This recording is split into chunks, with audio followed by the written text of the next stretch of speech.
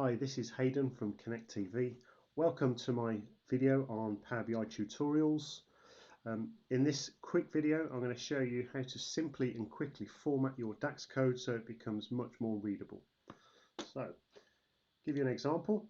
Here I have a formula. So this is a work in progress dashboard that's looking at the average games for Premier League football matches with first half goals. Now, as you can see, it's pretty difficult to read. There's not much there. What I want it to look like is a structure like that clearly breaks down the steps. Now, to do that, you can simply either write your DAX code that way, that will become best practice at some point, or there's a tool on the internet that will help you do just that very thing. So if you go to Google and search for DAX formatter, and this daxformatter.com here, simply go back to your dashboard, you copy your formula from DAX,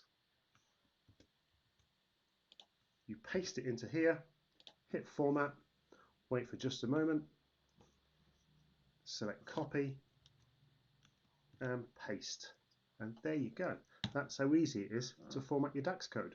So next time you're given somebody else's PBIX file that's just full of rows and rows upon data, you can quickly and simply interpret that code using this DAX formatter. Thanks and goodbye.